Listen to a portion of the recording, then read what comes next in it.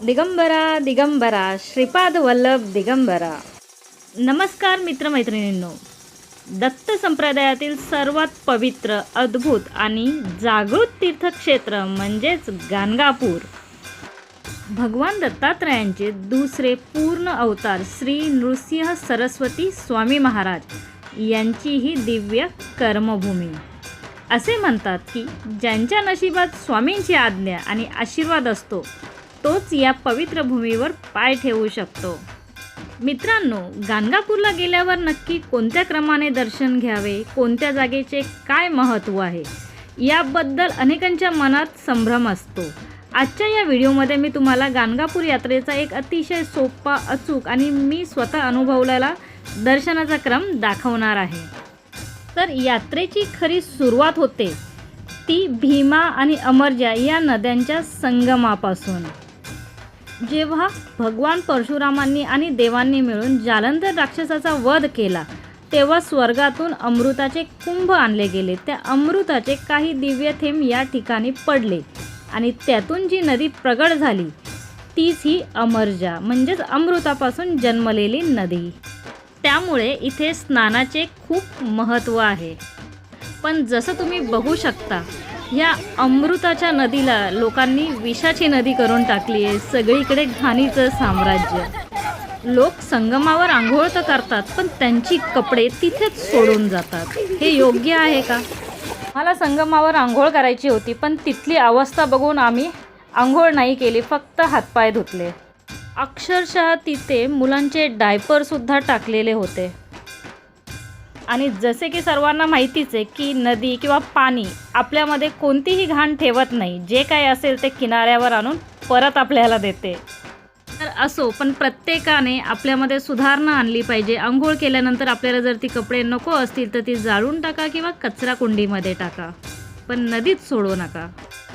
श्री गुरुचरित्रात दीपदानाचे मोठे महत्त्व सांगितलेले आहे. असे मानले जाते की पवित्र संगमावर तुपाचा दिवा लावल्याने घराण्यातील पितृदोष शांत होतात, जीवनातील अंधार दूर होतो, घरात सुखसमृद्धी येते आणि स्वामी महाराजांची आपल्यावर अखंड कृपा राहते. संगमाच्या अगदी जवळच एक अतिशय प्राचीन आणि पवित्र असं उंबराचं झाड आहे म्हणजेच औदुंबर वृक्ष. गुरुचरित्रात अशी कथा आहे की एका कुष्ठरोगी भक्ताला स्वामींनी एक वाळलेली काठी दिली आणि ती इथे रोवून रोज संगमाचे पाणी घालण्यास सांगितले. लोकांच्या मते वाळलेली काठी कधी हिरवी होणार, पण त्या भक्ताचा स्वामींवर पूर्ण विश्वास होता.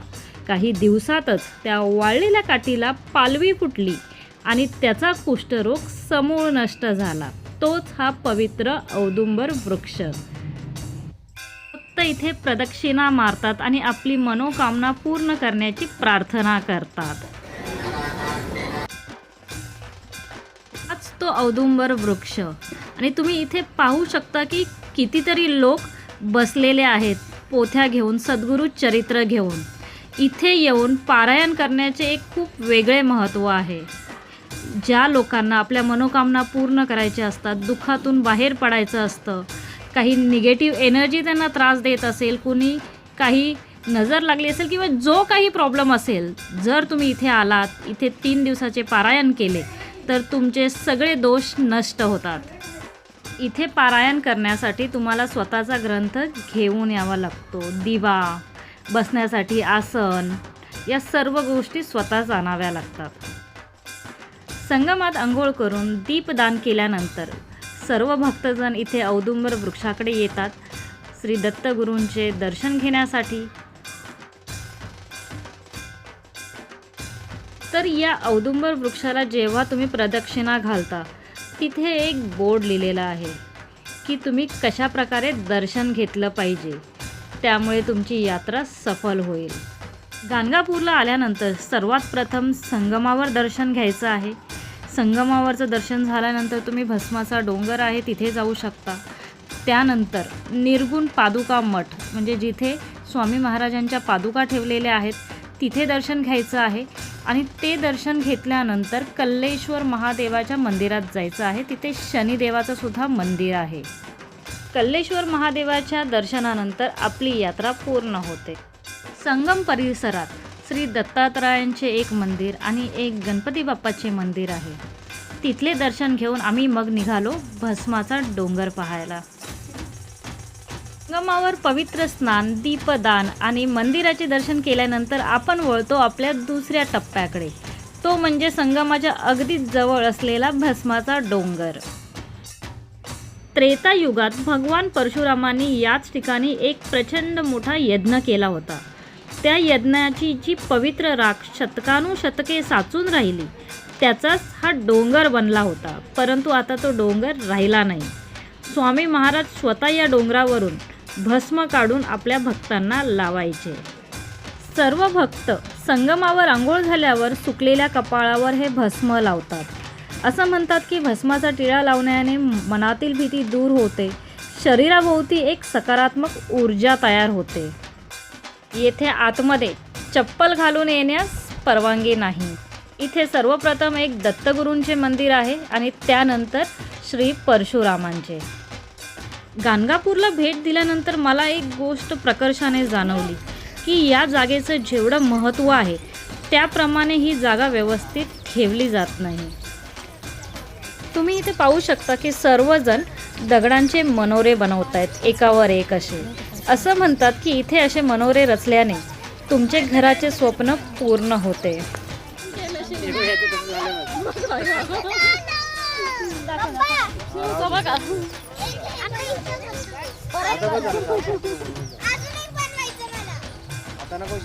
आश्चर्याची गोष्ट म्हणजे आमचा चिमुकला शिव जो आता 5 वर्षाचा होईल त्याने 2 ते 3 मनोरे रचले, तेही कुणाच्या मार्गदर्शनाशिवाय.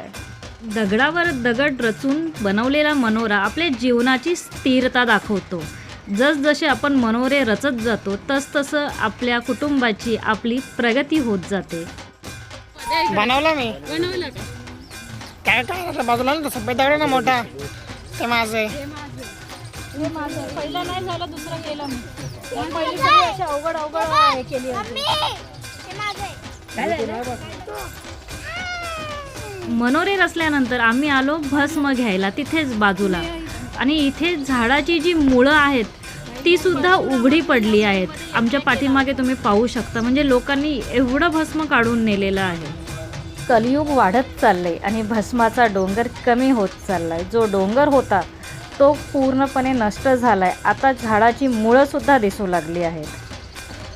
इथे आलेले भक्त पूर्ण अंगाला भस्म चोळतात. कारण असं म्हटलं जातं ज्यांना काही शारीरिक व्याधी आहे किंवा कसला त्रास आहे भस्म चोळल्याने त्यांचे सर्व विकार दूर होतात. इथे तर काही लोक झोपले सुद्धा होते. खाली बसायचं असं जमिनी हो, देवाची जमीन आहे ती, देवाची जमीन बस, देवाची जमीन बस खाली.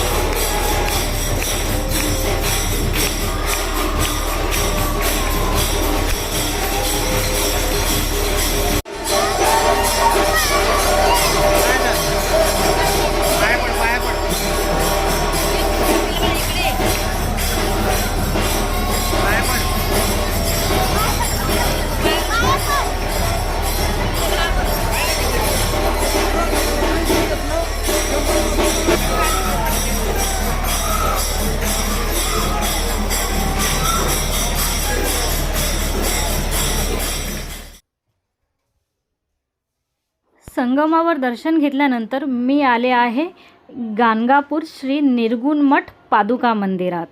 जेव्हा श्री नृसिंह सरस्वती स्वामी महाराजांनी गाणगापूर सोडण्याचे आणि कर्दळी वनात गुप्त होण्याचे ठरवले तेव्हा सर्व भक्त व्याकुळ होऊन ढसाढसा रडू लागले. भक्तांचा हा विरह स्वामींना पाहावला नाही. त्यांनी भक्तांना धीर दिला आणि म्हणाले, मी कुठेही गेलेलो नाही. मी निर्गुण पादुकांच्या रूपात नेहमी इथेच राहीन. आणि त्यांनी आपल्या दिव्य निर्गुण पादुका भक्तांच्या कल्याणासाठी इथे स्थापन केल्या.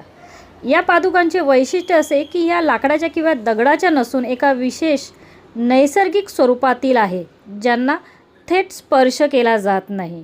त्यांच्यावर मौल्यवान अत्तर विलेपन केले जाते. तर संगमावर दर्शन केल्यानंतर संध्याकाळ झाली. मग आम्ही संध्याकाळची 7ची आरती केली आणि हॉटेलवर जाऊन थांबलो. दुसऱ्या दिवशी सकाळी पुन्हा आम्ही निर्गुण पादुका मठामध्ये दर्शनासाठी आलो. मित्रांनो, जर तुम्ही गाणगापूरला जात असाल तर दुपारी 12 वाजता मुख्य मंदिरात नक्की उपस्थित राहा. मुख्य मंदिर म्हणजे हेच निर्गुण पादुका मठ. स्वामी महाराजांचा शब्द आहे की दुपारच्या वेळी मी गाणगापूरमध्ये भिक्षा मागण्यासाठी अदृश्य रूपात फिरेन. म्हणूनच इथे माधुकरी म्हणजे भिक्षा मागण्याची आणि वाढण्याची खूप मोठी परंपरा आहे. संगमाला भक्तिस्थान, निर्गुण पादुका मठाला कर्मस्थान आणि कल्लेश्वर महादेव मंदिराला मुक्तिस्थान बोललं जातं.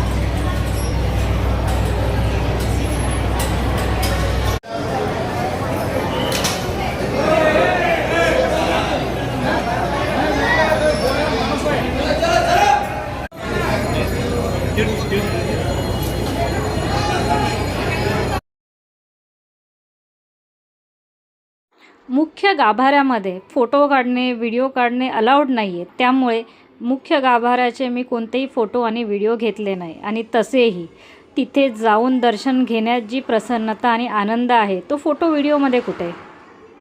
स्वामी महाराजांचे दर्शन घेऊन मग आम्ही थोडा वेळ तिथेच बसलो.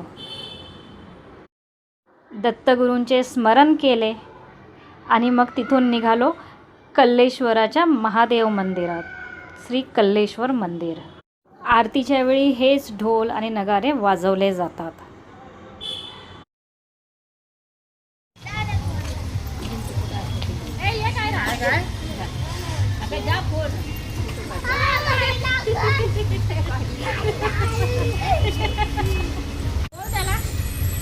बोल नको घालू म्हणून आत्याच्या अंगावर काय बोलत नाही बघ. बोल ना. चला चला चलो चलो चलो चलो चलो.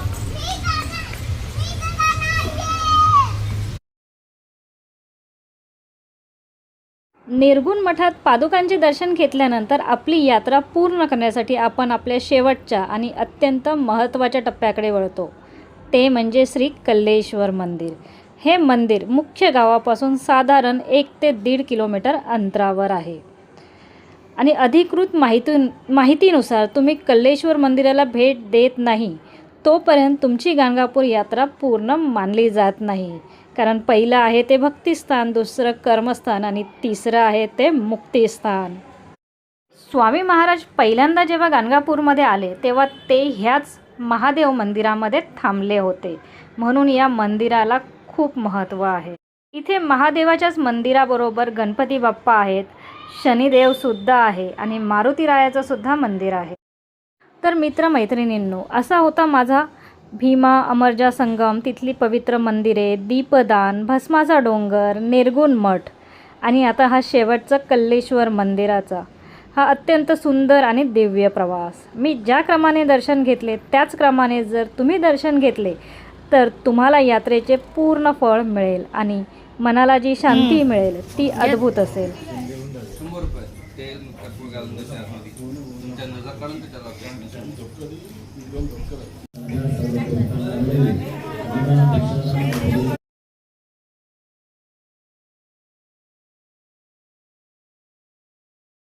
तर हे आहे प्राचीन गणपती बाप्पाचे मंदिर. याचं गेट बंद केलेलं आहे, त्यामुळे आम्ही बाहेरूनच दिवे लावून गणपती बाप्पाची आरती केली.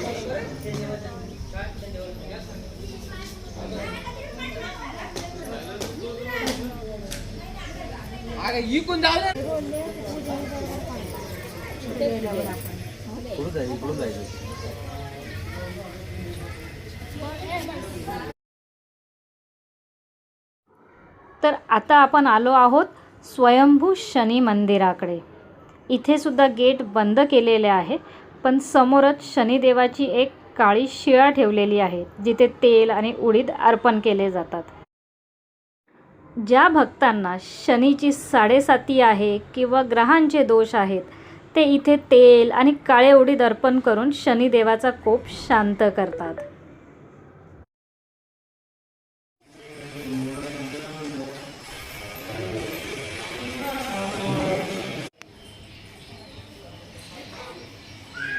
तर फ्रेंड्स, अशा प्रकारे माझी गाणगापूरची यात्रा पूर्ण झालेली आहे. तुम्ही कधी गाणगापूरला गेला आहात का?